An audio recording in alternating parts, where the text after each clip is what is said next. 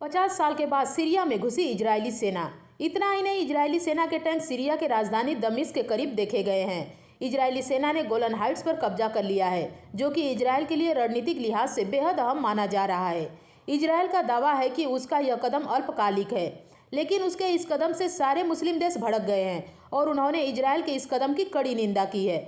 Saudi अरब, Qatar और Iraq ने Israel के सीरिया में उठाए गए कदम को खतरनाक करार दिया है। वहीं इजरायली सेना का सीरिया पर हवाई हमला लगातार जारी है।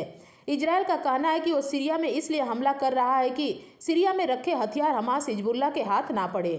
कतर के विदेश मंत्रालय ने कहा कि इजरायल का घुसपैठ एक खतरनाक घटनाक्रम है और सीरिया की संप्रभुता और एकता पर खुला हमला है, साथ ही अंतर्राष्ट्रीय कानून का पूरी तरह से उल्लंघन है। कतर ने कहा कि यह इजरायल का जमीन पर कब्जा करने का प्रयास इस इलाके में और ज्यादा हिंसा और तनाव को बढ़ाएगा। रविवार को बशर अल असद के रूस भागने के बाद इजरायल ने अमेरिका के साथ मिलकर जोरदार हमला शुरू किया है।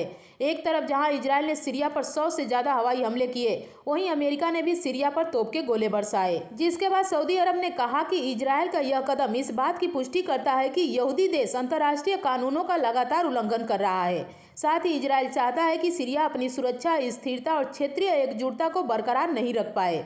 सऊदी विदेश मंत्रालय ने दुनिया के देशों से मांग की है कि वे इजरायली कदम की आलोचना करें और कहा है कि गोलन हाइट्स पर कब्जा किया गया अरब क्षेत्र है। वहीं इराक ने भी इजरायल पर जोरदार निशाना साधा है। इराक के विदेश मंत्रालय ने एक बयान जारी करके कहा कि इजरायल ने अंतर्राष्ट्रीय कानून का बड़ा उल्लंघन किया है। सीरिया की संप्रभुता और क्षेत्रीय अखंडता को बरकरार रखा जाए। इराक ने संयुक्त राष्ट्र सुरक्षा परिषद से मांग की है कि वह अपनी जिम्मेदारी निभाए। इराक ने इजरायल की घुसपैठ की कड़ी आलोचना की है और इसे बंद करने की मांग की है। इससे पहले इजरायल की सेना ने रविवार को तेजी से सीरिया के अंदर घुसकर करीब 14 किलोमीटर के इलाके में बफर जोन बना डाला और गोलन हाइट्स को सीरिया इलाके से पूरी तरह से काट दिया।